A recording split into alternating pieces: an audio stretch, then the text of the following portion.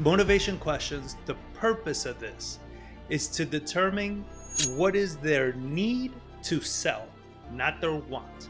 One of the things that you need to be okay with is asking uncomfortable questions. I have people doing six figures with absentees, with probates, with tax delinquent, with foreclosures. The list honestly doesn't matter. What matters is the niche of the list. Why we dig so deep on the motivation is because when we submit our offers, the offer is never a price. It's a solution to their motivation. Last week, we talked about the connection questions. This week, we're gonna go over the motivation questions. So the framework is simple. You gotta nail down your intro, right? If you don't nail down your intros, you won't spark enough interest in the person to wanna stick around. Then you do your connection questions, which in this frame, we are building know, like, and trust with the seller, right? They need to get to know us, like us, so they can trust us. Once you've got sellers that are not giving you these short one-word answers and they're really answering, all of your questions and everything, that's when you know you connected.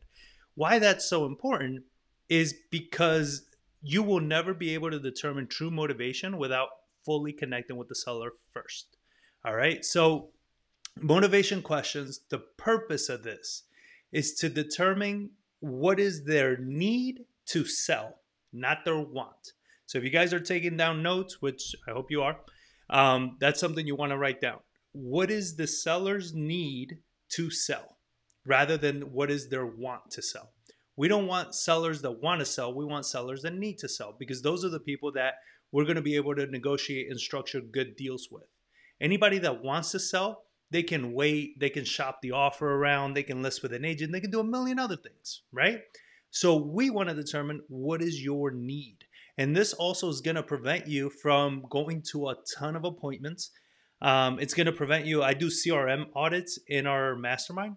What that means is I get into your CRM and I look at how you have it all set up, right? So for efficiency, if you're not efficient and organized with your CRM, don't be surprised deals are falling through the cracks. On that note, if you're interested in hearing about my mastermind, you can just schedule a free strategy call with me at pwmcall.com, and I'll tell you all about it and make sure that it's a good fit for you. That being said, when we are poking at and we're asking motivating questions, one of the things that you need to be okay with is asking uncomfortable questions. And the reason this matters so much is because a lot of people, they go straight into foreclosure marketing. Why? Because everybody thinks foreclosure marketing is where the high deals are done. Okay. I've had the privilege of coaching a lot of investors across the country already. And I have people doing six figures with absentees, with probates, with tax delinquent, with foreclosures. The list honestly doesn't matter as much. What matters is the niche of the list. So, I've done this in other trainings. Go check those out. I did one for Deal Machine a while back where we go into niche list training. If you guys want a more thorough in-depth training on that, just comment below this video and I'll put one of those together as well. But the list, it matters as how niche it is, but it doesn't matter if it's an absentee, foreclosure, tax delinquent. It doesn't matter. Deals are there, right? Because what we're targeting is the need of the seller, the motivation, the drive that they have to need to sell this house. Now, there are usually two things that we want to go for: pain or pleasure. What does it mean for them to sell this house? Is it going to give them pleasure, or is it going to stop a lot of pain from happening? So we need to determine this early on. When I speak to some of my students and they're sending me their call reviews and they're saying, "Oh, I set up an appointment." Well, why? Why'd you set up an appointment with them? I'm not clear what the motivation is. Well, they're in foreclosure. Being in foreclosure, funny enough, isn't motivation. They're in foreclosure, yes, but what is their motivation? Why do they feel they need to sell them? I don't know. Okay, well, this is how you waste a lot of time going to properties and pissing off people because they think you're going to show up for one reason and you actually end up showing up for something else, which is to try to buy their home, and that's not the impression you gave them. So we want to make sure that we're digging deep enough into the motivation, into the need, before we try to do anything. Going back to the CRM, what I was saying was I've had students where I'm doing a CRM audit and they have 40, 50 leads that they're working on. I'm like, dude, you do not have 50 leads. I promise you, you don't. You are wasting your time. A lot of these people, you just haven't asked deep enough questions to understand that they are actually not motivated. If they're not ready to go right now, we put them on follow-up, we put them on the drip sequence, let the system handle that, but you focus on the people that are ready, because helps you manage your energy, your time, your efficiency, everything, all right? And also it matters a lot that you don't bounce from list to list. So let's get started with, I'm going to do absentees, I'm going to do probates, and we're going to talk about pre-foreclosures, different motivating questions for each one of those. If you have any list that you work on specifically, drop it in the chat and I'll make sure to hit some of those as well. So with absentee, with all of these, when you go from connection to motivation, I like having a transition question. The reason for this transition question is I want to have a good reference for myself of when I'm transitioning to motivating questions, so I stop building connection. I've had it where I'm reviewing a 30-minute call recording from one of my students, and it's 30 minutes of just connecting. At the end of the 30 minutes, they're like, should I set an appointment with them? And I'm like, honestly, I don't know. You spent 30 minutes connecting. I mean, it feels like they really like you and they trust you, but we know nothing about the situation. So I don't know if you should be setting up an appointment with them. You need to call them back, reestablish connection, and then ask the motivating questions. Because without the motivating questions, nothing else matters. So absentees, what's a transition question? The transition question I like to ask right after I feel like we've connected, not talking about the house or anything, but just the area and all this. This question has worked out pretty well because you're using what we refer to as a third-party story and kind of like verification from the market. So it pretty much goes like this. It's like, let's name the seller's name is Peter. So Peter, let me ask you. I've been talking to other landlords in the area, and they all seem to kind of have different ideas as to when they like to pretty much sell their properties and cash out, right? I've spoken to some landlords that they like to hold them for at least 5 years so they build enough equity. Others want to hold them for 10 years. Some don't even ever want to sell. And as a new investor myself, trying to pick up my portfolio, trying to build up on that portfolio, what would you recommend? Like, what is it that you've seen works for you? The reason this question has been so powerful is because it allows them to not feel like you're trying to buy their home and you're asking for advice. Pitbull has a saying in one of his songs, ask for money, get advice, ask for advice, get money twice. So when you ask for advice with a seller, they drop their guard. And that's the point of motivating questions, is we want them to drop their guard. You understand? And I know you're saying, oh, but John, how can you say that you're new and all this? Because it's not about bragging. You understand? As soon as you drop your guard, we can still work this out. We can get a deal done, because all I need is for you to know, like, and trust me. Once you know, like, and trust me, I don't have to flex on you. It's not going to get any deals done. I've tried it. It doesn't get deals done by you coming around acting like, your shit swings bigger than everybody else's. That doesn't do anything for them. You want to make sure you're solving their problems. So by doing that transition question, they go into what their strategy is. A lot of absentee owners, they don't even know what their strategy is. They've never thought about it aside from this point that you just brought it up for them. They've never thought about it. So now we get them to think about it. Now they'll tell us whatever it is, 5 years, 10 years, whatever. If you pulled your list properly and you're following our framework on how to pull your list, they've had it for a decent amount of time. So there's plenty of equity in the deal. And now you get to start asking them questions with regards to what's going to get them to sell, right? So even if they say, oh yeah, I think 10 years, 15 years, whatever it is, right? And then it's like, well, it seems like you've owned it for this much. So what would make you consider selling that property like now? Like, what would make sense for you? Is it a situation? What is it that you're looking for? And just kind of sit there, let them think, let them answer the question.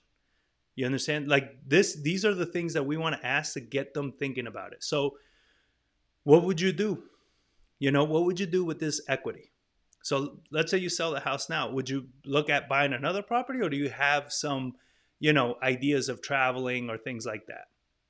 We want to see what is it that they're looking to do with this deal. Because if we start painting what the outcome is going to be, we can get them out of debating whether or not it makes sense to sell and more into thinking like, man, this is going to be really cool when I sell. All right. So I hope this is making sense. Drop any comments. Let me know if it doesn't make sense. And what are your thoughts with the tenant? Like, if you were to sell, are you looking to like wait for their lease to run out, or would you sell to an investor with a tenant in place? Why do I ask this question? I bought a lot of properties from absentee owners that thought they couldn't sell because they had a tenant in place. I buy properties with tenants in place, especially when they're problem tenants. I love buying properties with tenants in place. And this also leads you to start asking deeper questions about the tenant, right? So every question we ask, and there's only about 3 of these, but every question we ask, whatever their answer is, we want to go 4 to 5 questions deeper on that particular thing. What would you do when you sell this, with all that equity, right? Oh, I would travel. Where would you travel? Or I would buy another house. Where would you buy another house? Why another one? Why not keep this one? Now, going back to why it's important to ask questions that make you uncomfortable, a lot of people avoid asking the questions of why not just keep it? Why not just keep it as a rental? Why not fix it up yourself and sell it? You're like, John, I don't want to give them any ideas. You're not. They've already had them, all right? People are not that stupid. Like, you're not over here sparking the next innovation, right? So, but the reason I wanted to say those things is because I don't want to waste my time. If we bring those things up and what ends up happening is they're like, oh, no, I'm done with being a landlord. Really? Why is that? What advice would you have for me as somebody that's looking to build their portfolio? I want to know why you're done being a landlord. Tired landlord is not a motivated list. Tired of what? What are they tired of? We need to dig deeper into the motivation. Why are you tired? What about this makes you tired? Why can't you solve this? Why are you so done with this? The reason, again, why we dig so deep on the motivation is because when we submit our offers, the offer is never a price. It's a solution to their motivation. All right? If you don't know how to submit your offer as a solution to their motivation, but instead you submit your offer as a price, you will lose the deal the majority of the time. Because if they're thinking they want this price and you're coming in down here, you're oceans apart. But if they want this price because they think it's going to solve these things, and you're saying you're going to solve those things, they're going to be sold, even though that price for that is down here. All right. I bought many, many houses. Well, one in particular, the lady was asking for, it was like 140, 145. It was around there. We ended up contracting for 72. Why? Because for 72, I actually solved all the problems she had. She thought she needed 145 for that property. She didn't. Well, for 72, we got everything she needed. All right. So asking those questions, and then asking the final question with absentee is, why not just list it with an agent? I'm assuming the property's in excellent updated conditions. Why do I assume those things? Chances are it's not. And people, as human nature goes, they love to correct. So when you're assuming that the property's in excellent condition, the first thing they're going to tell you is going to be like, well, no, it's not in excellent conditions. Oh. So now you're telling me that you're tired of all these things. You're telling me the house is not in excellent condition. You're telling me you don't want to be a landlord anymore. You see how you start crafting an offer from this. All right. So when people tell me, oh, John, the absentee list is so saturated. Yes, for all the common investors out there, it's very saturated. For what we do, not even a little bit. All right. So focus on asking the motivating questions. So let's go to probates. Transition questions. So I've already given you intros and connection questions for probate. So we're already connected. We already know what's going on. So what I want to ask with a probate is, out of curiosity, what's holding you back from just hiring an agent and, you know, fixing up the property and cleaning everything up and then just putting it on the market. Notice how I frame that question rather than say, why don't you just list it with an agent? Because I'm telling them, in order to list it with an agent, you need to fix it up, clean it out, update it, get it ready to list. I'm not saying, why don't you list as is?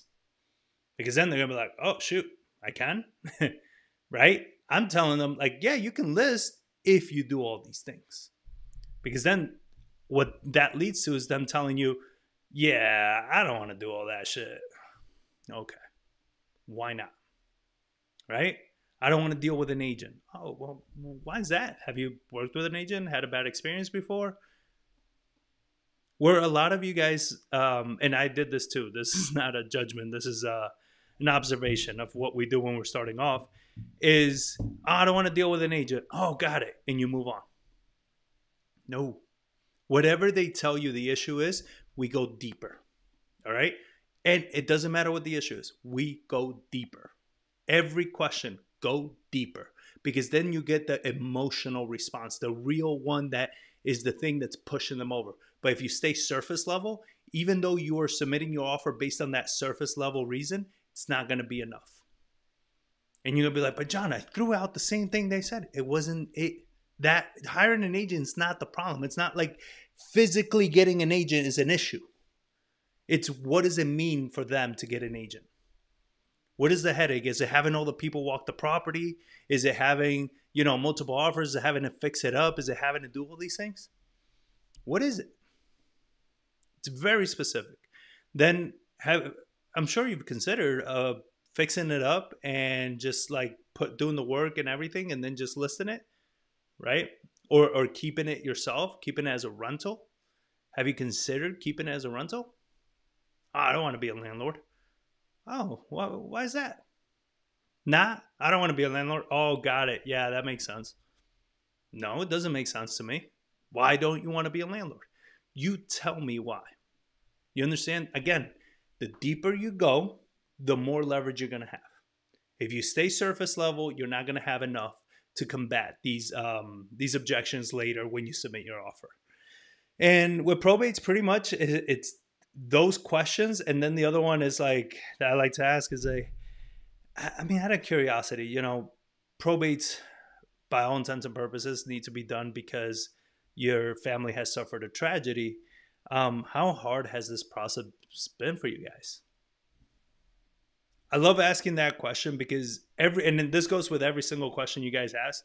Empathy is a key factor to contracting and working with more sellers, right? If you can't show empathy and you're being very analytical, very to the point, very matter of fact, they're never going to feel a connection with you. And if they don't feel a connection with you, they're never going to do business with you, right? So in order to get them to do business with us, we need to be able to ask these motivating questions in an empathetic way. So how has this been difficult? Oh, dealing with the attorney and dealing with this and my relatives. And so the more stressful it is, the more of a headache, the more it's going to benefit them to sell the property and to just be done. Going back to the whole reason why we do this again is the more emotional you can make the situation, the more I can press when I submit my offer. A lot of people tend to submit the offer with a lot of fear, right? With a lot of hesitation. And what ends up happening when you submit it that way is they feel that fear and hesitation and you cause them to hesitate. You know, and when you cause them to hesitate, they're never going to say yes to you. But when I determine that's like, no, you got to sell, all of a sudden that fear and hesitation goes out the window. Because now I submit it not as, what do you think about this offer? I submit it as, here's how we're going to help you with all of these things. Let's get it going. Let's fill out these docs. Let's get it over to title and let's get this nightmare behind you. That's how the offer is submitted. It's not submitted with, what do you think? I was thinking this. Does that sound good? No. I tell them exactly how it's going to work. That's why we're there. I'm the professional, not them. That's probate. Now, for the pre-foreclosure, the transition question with pre-foreclosures is, what if X doesn't work out? What do I mean by X doesn't work out? everybody says, in foreclosures, we're going to do bankruptcy, TRO, a loan modification, whatever it is. If you did your connection questions properly, you already know none of those things are actually going to make any sense. So we want to start playing out with, well, what if the loan modification doesn't go through in town? Right? Let's play a scenario out. Would you just let the bank take everything? That's the first question. Would you just let the bank take everything? Because that's exactly what's going to happen. Come June 4th, July 3rd, whatever the auction date is, the house is going to be auctioned off. And from that moment on, you are legally trespassing. You're trespassing on a property. It's no longer yours. So what do you think? Like, what would you do there? It's a scary situation, guys. You understand? Like, this is a moment that you gotta have them like kind of come to Jesus, right? Let's really think through it, because people in foreclosure, they tend to only think about everything leading up to the foreclosure. They never stop to think about the day after, because to them it's like, I just gotta stop it. I just gotta stop it. I just gotta stop it. Well, let's play this out. What happens if you don't? Because that is a very likelihood based on everything we just talked about. Based on everything we went over, you tell me A, B, C, D. At this point, we only have X amount of time. I've been doing this long enough to know that the likelihood of that happening are 1 in a million. Because it's true. I'm not bullshitting. I have done foreclosures for way too long. And they are. At this point, it's too far in the game. So, look, I imagine you have a decent amount of equity built. And if you did your job right, you probably know exactly how much is built. Wouldn't it make sense, instead of just letting the bank take it, wouldn't it make sense for you to be able to just buy yourself some time and walk away with all that equity? Because the next thing is, what's going to happen when your credit gets destroyed for the next 7 years? Because that's what a foreclosure is. Foreclosure stays on your record for at least 7 years. That means you try to get a job, an apartment, a house, a car, anything. It's going to show up that you're in foreclosure, that you've been in foreclosure and you lost your property. That is not good on your record. How's that going to affect the rest of your life? Now, these are very, very uncomfortable questions for a lot of you. This is why I don't tell people to start with foreclosures. You don't have enough skills built up to handle these levels of question. Now, they're not hard questions per se, but they're emotionally charged questions. And if you haven't helped enough homeowners, these are questions that are going to overwhelm the hell out of you. But you still have to be able to ask them. So if you're saying like, I think, to be honest with you, I would hate to get the call the day after the auction and you tell me, hey, John, listen, I wasn't able to stop it. What can I do? And my response to you is nothing. It's no longer your house. Like, that's it. And it break my heart to hear that conversation. I've had it before. That's why it scarred me. So at this point, I ask you, like, with a loan modification not working out, is this it for you? Or do you want to be able to recover and keep going? If the answer is yes from the seller, they want to recover and keep going, you close. That is it. That's it. What else do you need to do? They know what it is. But we go back to, and I don't want to make this a closing training, right? Because that's a whole, I have like 3 or 4 trainings in the mastermind just on closings. But like, this is how you close, because now you have all the information. You know that they can no longer take care of the house. You know that they're tired. You know that they're fried. You know that they're overwhelmed. You know that the house is jacked. You know that they can't afford it. You know what the need is. Now you close. Now, if some of you are playing real estate and doing virtual wholesaling, this is the time when, you contract it over the phone. But for those of you that are actually, learning how to be real investors, this is the time when you set up the appointment. You already know everything. You know when you show up to the appointment, you're showing up with contracts, you're showing up with agreements, you're showing up with everything you need to lock the deal up, because you know they have no other choice. What I can't stand is when people come to me and they're like, well, I submitted an offer and they need to think about it. Did you do all this? Yeah. What the hell do they need to think about? You know they need to sell. What are we thinking about here? What are we talking about? The problem is you didn't close with enough commitment.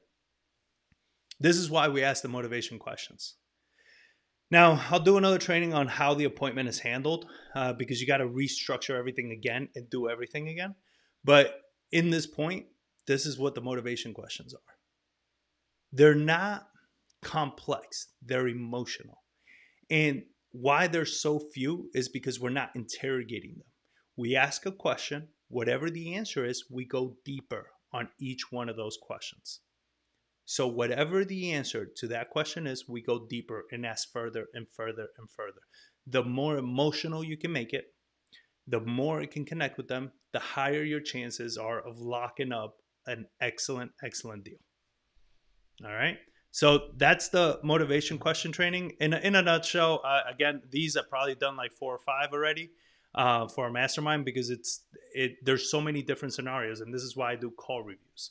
Any questions you guys have that are live, just drop them in the chat right now. I'll get to them. But pretty much when you ask the motivation questions, it's very simple. It's understanding what the need is, not the want, what the need is, and go deeper on every question you ask. And always have a transition question ready to go from connection to motivation. That transition question is important for you to make that mental shift. When you have a transition question, you know you're done connecting. Now we're going straight to motivation. It matters, because if you can't ask motivating questions, or you keep going back and forth, you ruin the cadence of the conversation. This is so you can keep a flow going and you get them to tell you everything. I've had people give me their social security number over the phone. I've had people give me their loan amount, everything, all over on the first call.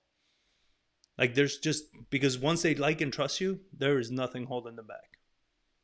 Cool. Hope you guys enjoyed the training. I'm not seeing any questions come through. So if anything pops up for you guys, just make sure to drop them in the Facebook group or email them to me, whatever it is. I'm all over social media. I'm the one responding.